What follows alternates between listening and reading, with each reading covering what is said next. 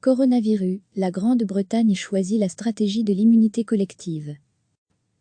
Aux Pays-Bas, comme en Grande-Bretagne, pas de confinement. Le pays a opté pour la stratégie de l'immunité collective. On l'appelle aussi immunité de communauté ou immunité grégaire. Cette stratégie part d'un principe: la propagation d'une maladie contagieuse peut être enrayée si une proportion importante de la population développe une immunité face à la maladie.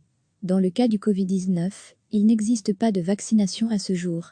En vertu de ce principe, ce n'est donc qu'en étant contaminés que les citoyens pourraient développer cette immunité. Cette stratégie, jugée hasardeuse par de nombreux épidémiologistes, a été choisie également par la Grande-Bretagne. Boris Johnson estime ainsi qu'il faudrait que 60% de la population britannique contracte la maladie pour qu'elle développe cette immunité collective. Cette immunité acquise par une majorité de Britanniques pourrait alors servir plus tard de bouclier à la minorité n'ayant pas été infectée. En parallèle, les personnes âgées de plus de 70 ans seraient confinées pendant plusieurs mois, mesure qui n'est pas encore appliquée. Officiellement, le pays compte plus de 1500 personnes infectées à ce jour.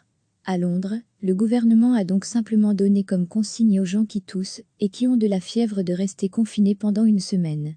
Le Premier ministre Boris Johnson et son cabinet excluent d'interdire les grands rassemblements publics, car, selon eux, cette mesure ne permettrait pas de limiter l'avancée du virus.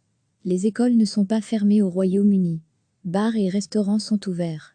Cette stratégie fait l'objet de critiques et d'inquiétudes. Une étude sanitaire révélée hier par le quotidien The Guardian prédit que 80% des Britanniques seront infectés et près de 8 millions seront hospitalisés dans les 12 prochains mois. Le gouvernement a relativisé en assurant que c'était le pire des scénarios possibles. Recevez chaque matin l'essentiel de l'actualité. Aux Pays-Bas, comme en Grande-Bretagne, pas de confinement. Le pays a opté pour la stratégie de l'immunité collective. On l'appelle aussi immunité de communauté ou immunité grégaire.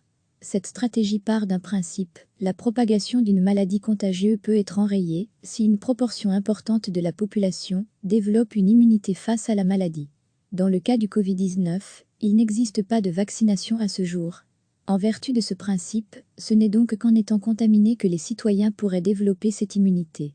Cette stratégie, jugée hasardeuse par de nombreux épidémiologistes, a été choisie également par la Grande-Bretagne. Boris Johnson estime ainsi qu'il faudrait que 60% de la population britannique contracte la maladie pour qu'elle développe cette immunité collective. Cette immunité acquise par une majorité de Britanniques pourrait alors servir plus tard de bouclier à la minorité n'ayant pas été infectée. En parallèle, les personnes âgées de plus de 70 ans seraient confinées pendant plusieurs mois, mesure qui n'est pas encore appliquée. Officiellement, le pays compte plus de 1500 personnes infectées à ce jour.